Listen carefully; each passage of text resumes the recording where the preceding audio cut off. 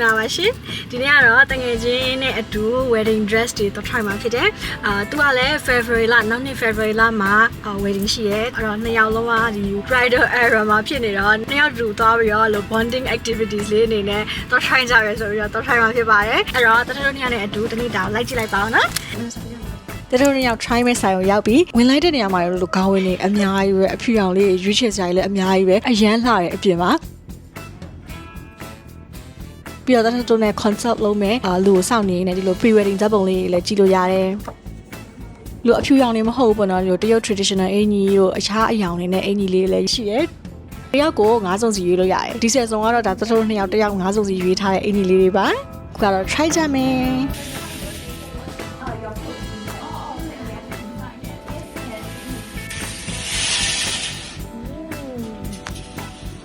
Oh, this is nice. This is different vibe. Yeah.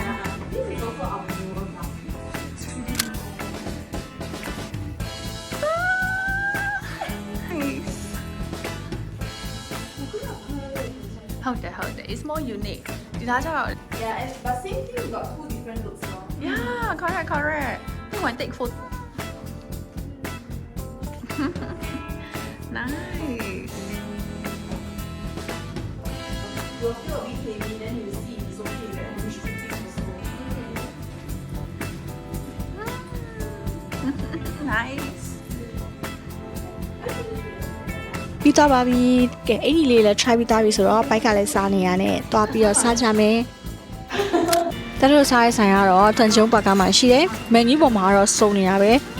နှစ်ယောက်တည်းစားမှာဆိုတော့အများများနေမှာဆိုလို့၃ပွဲပဲ restrict လုပ်ပြီးတော့မာရတယ်ပေါ့နော်ပြီးတော့ဒီမမားတုံမြန်းမြဲဟင်းညိုက refillable လို့ပြောတယ်တထကတော့ pork collar လေးကိုပို့ကြိုက်တယ်ထမင်းလေးနှစ်ပွဲနဲ့အဲ့လိုမျိုးစားကြရပေါ့နော်ပြီးတော့ခုနကဘိန်းကြီးတွေကလှတယ်ဘယ်ဟာရွေးသိတယ်ဆိုပြီးတော့နှစ်ယောက်တိုင်မရတာပေါ့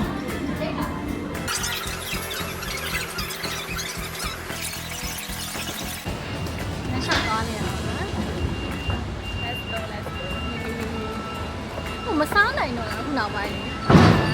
ကိုဖေးစားရင်လည်းမတန်တော့ဒါလေးကတော့ fit check ပေါ့နော်ဒါလေးကတော့တထုံးနှစ်ယောက်လုံးဆရာလေးပြီးသွားပြီ